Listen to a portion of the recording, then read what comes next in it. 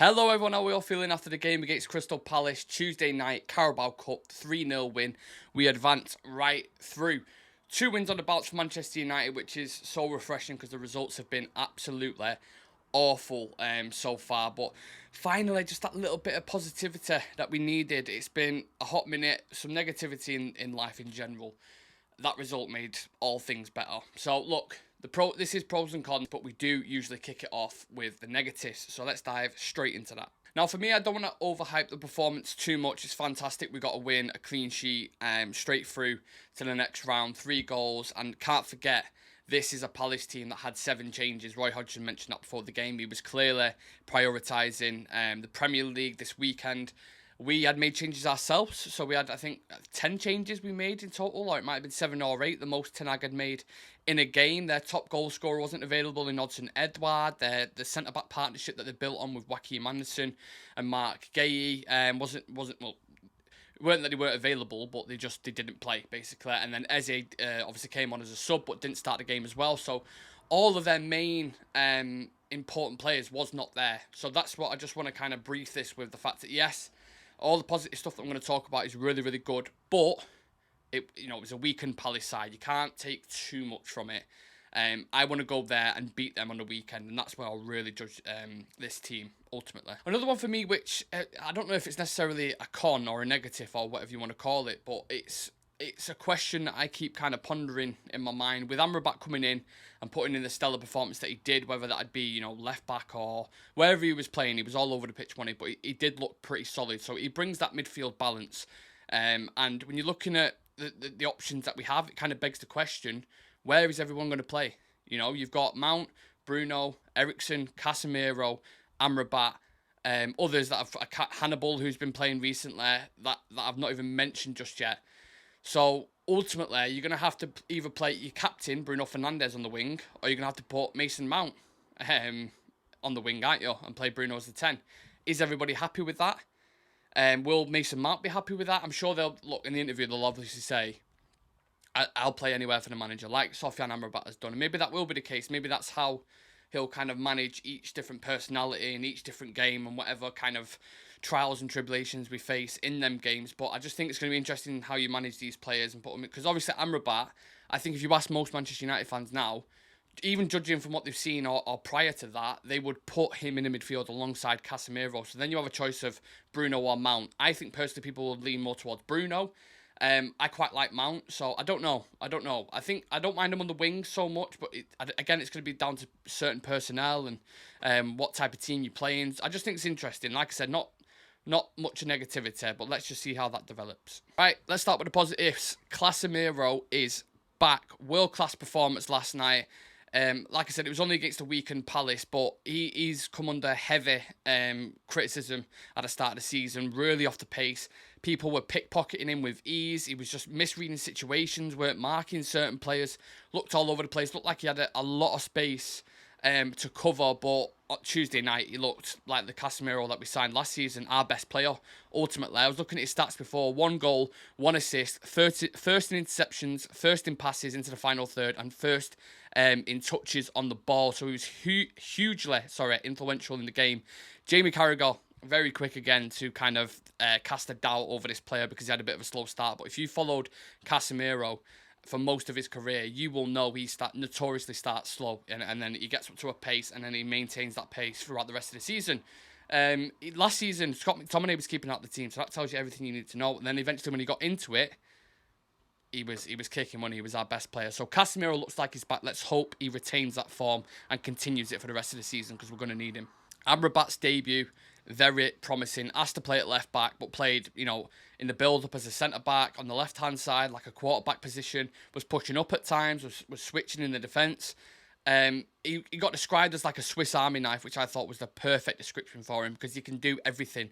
There was a situation in left back where he had a 1v1 and dealt with the player really with ease. I can't remember the player's name, but was just like shrugged him off and showed his kind of defensive capabilities there. The switches of play was always on. I think that was kind of a tactical approach from Erik Ten Hag and Manchester United because he was overloading the left-hand side and you saw Dalot kept getting space and Pellistri kept getting space.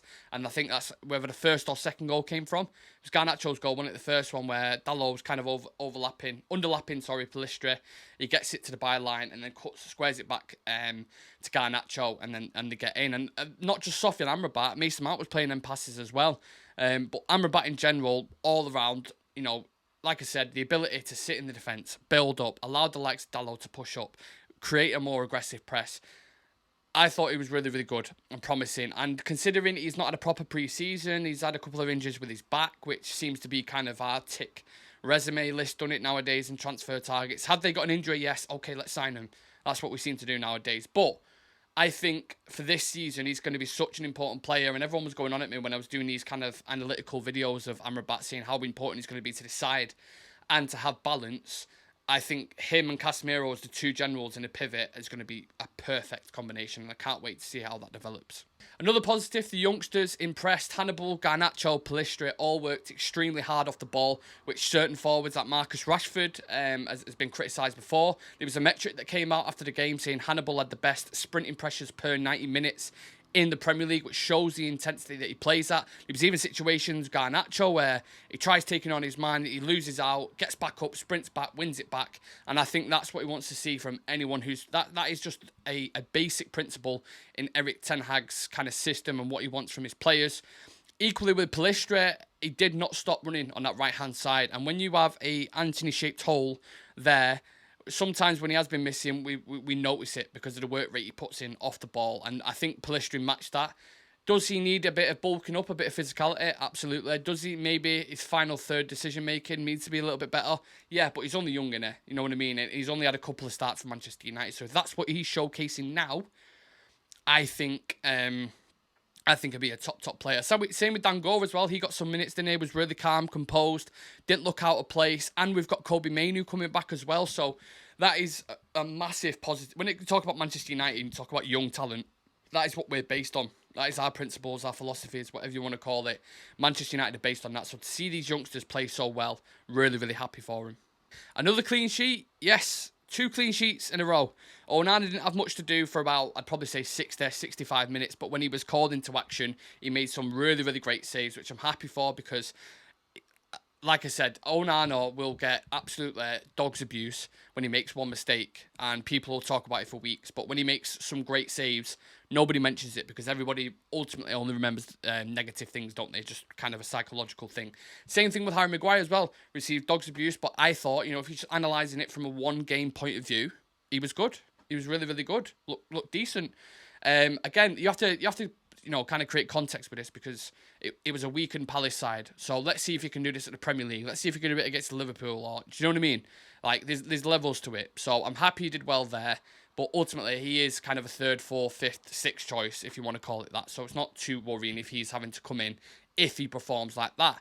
I thought whichever centre-back came in, regardless defensive flair, because we had quite a few subs coming to that back line. Lindelof came on, looked solid. Johnny Evans came on and looked solid. And Palace didn't have that kind of threat like a Zaha or anything like that. So they didn't really have, on the counter-attack, Jordan Ayew had a couple of moments, but it was never going to come to fruition. As soon as he brought Eze on, I thought there was a couple of chances there, but look, titles are based on, or trophies are built on clean sheets. And the reason why we were so successful last season was because we had the most clean sheets in the league. We was absolutely solid defensively, especially at home. So we need to regain that back. If we can get the attackers clicking and the midfield clicking, that's when we'll start seeing, getting back to the old United like we was last season. I also thought Mason Mount had a promising 45 minutes. Obviously couldn't play the full 90 because he'd only just come back from a long injury. I think Erik ten Hag said that after the game in an interview, said it was pre-planned. Because when he went off at 45th, I was like, fucking hell, he's not injured again, is there? Because he just had such a promising 45 minutes. And he was like, no, it was pre-planned. So, yeah, absolutely fantastic. I mentioned the switch for the first goal to Diego Dalot, was it, or to Pellistri, to play Garnacho win. Fantastic range of passing, which he showed. We could drop deep, he can get forward. His quick thinking, he's great on the half turn, his high pressing. Again, one of the best in the pressing metrics, which is absolutely fantastic. The cross for the corner, setting up Casemiro, getting his first assist for the team, which is really good because we never score from corners. Never, ever score from corners. And I think that's twice in a row now we scored from a corner. Obviously, one of them being disallowed with Johnny Evans, but fantastic. Really, really happy with that performance. And I've always known why Ten Hag has signed him, and people were really against it, and he was unhappy with it. And I get it. And like, the start of the season wasn't great. He was injured for most of last season. He had a terrible season with Chelsea, but so did everybody else. I think the qualities that he has, and if you know the type of football that Ten Hag wants to play, and eventually when he gets it right, Mount will be a perfect cog in that system, in my personal opinion. So I'm willing to be patient with him. Some people aren't, but I'm happy with that 45 minutes that he's just showed. Look, all in all, nice to defend our trophy with a 3-0 win. Great to keep a clean sheet. Young players look fantastic. It was a weakened Palace side, but you've got to beat what's in front of you ultimately. Our next 4 or 5 games now are pretty promising. I think we play Palace on Saturday. We then play, is it Brentford? And then we've got, Galatasaray, I think, and it's Brentford or Copenhagen, and then Sheffield. So the next kind of 6 games look promising, and I think the next 8 out of 9 are at home. So this is the perfect time now to build momentum. But I also remember saying the same thing on the Ragnick when he first came in. Said, look at his first 12 games, we can win all of them, and blah, blah, blah. Doesn't always work out like that, of course, but I think we've got a really good chance now of maintaining that form, getting some consistency, getting players back into the team. You've got Kobe Mainu and Ahmad coming back after the international break, so that's more options there. Probably Sandro's going to come back into the team.